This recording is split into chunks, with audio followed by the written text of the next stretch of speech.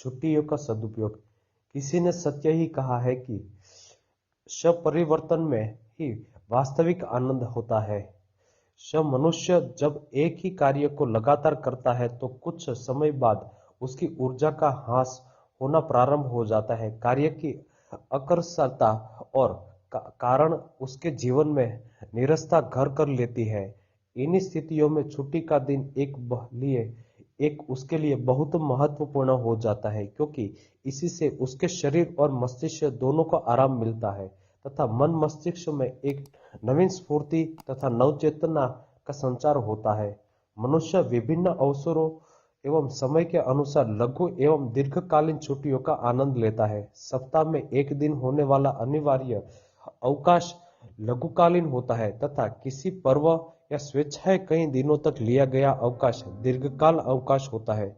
छात्रों के लिए परीक्षा के पश्चात होने वाला ग्रीष्मावकाश दीर्घावकाश होता है। छुट्टियां अथवा अवकाश का उपयोग सभी लोग अपने अपनी सुविधाओं के अनुसार करते हैं। सप्ताह में एक दिन का होने वाला अवकाश प्रायः और उस सप्ताह के अन्य दिनों में कार्य करने से उत्पन्न नीरसता को समाप्त करता है। उस दिन वे सभी कार्य किए जाते हैं जो अन्य दिनों के व्यवस्था के फलस्वरूप नहीं हो पाते हैं। कुछ दिन लोग इसे अपने परिवार के साथ व्यतीत करना पसंद करते हैं, वहीं अन्य लोग उसी दिन के समय को अपने अन्य आवश्यक कार्यों के साथ ही मनोरंजन अथवा परिजन से मिलने आदि का रखते हैं। कुछ छात्र सप्ताह के छुट्टे अपने कार्यों को पूरा करके स्वयं को अन्य छात्रों के साथ जो है चलने हेतु तैयार करते हैं। दीर्घकालीन छुट्टियों भी मनुष्य के लिए अनेक रूपों से उपयोगी होती है। वे उन छुट्टियों के मध्य पड़ने वाले त्योहार का भरपूर आनंद उठाते हैं। त्योहार लोगों में धार्मिक भावना के साथ ही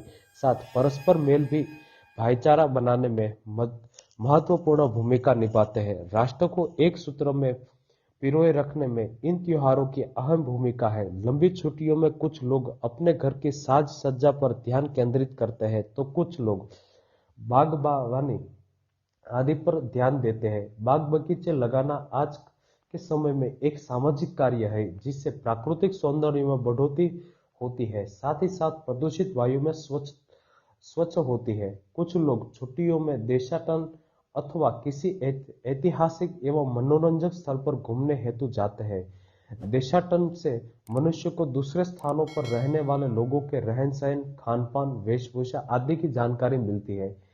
इसी से अतिरिक्त परिवर्तन से अधिक उनके मन मस्तिष्क में एक नई स्फूर्ति या नव चेतना जागृत होती है। देशाटन से बच्चों के मनुष्य पर अनुकूल प्रभाव पड़ता है।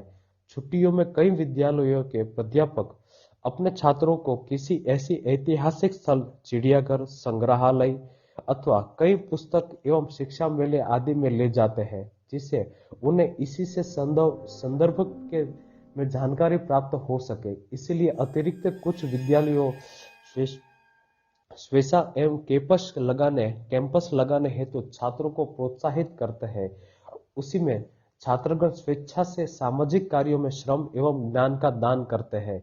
वे लोगों को स्वच्छता की जानकारी देते हैं तथा निर्धन बच्चों को शिक्षा प्रदान कर ज्ञान ज्योति फैलाते हैं। इसी से छात्रों में सेवा का भाव जागृत होता है। राष्ट्रपति बापू के अनुसार भी छुट्टियों का सबसे अच्छा उपयोग यह है कि इसी समय के लोगों समाज एवं राष्ट्र की सेवा में समर्पित करें। आज के महानगरीय जीवन की व्यस्तता के व्यक्तियों को निरंतर कार्य करते रहने का कारण तनाव एवं थकान से भर देती है। इसी से छुट्टियां बहुत आवश्यक हो जाती है, क्योंकि यही एकमात्र साधन है जो यहाँ के लोगों को कुछ राहत दे सकता है। लोग इच्छित ढंग से जीवन जीकर स्वयं को तनाव मुक्त कर सकते हैं। निसंदेह छुट्टियां सभी के लिए अनिवार्य है। छुट्टियों में मनुष्य अपने सामान्य दिनचर्या से हटकर वह कार्य कर सकता है जिससे उसका आत्म विकास संभव है।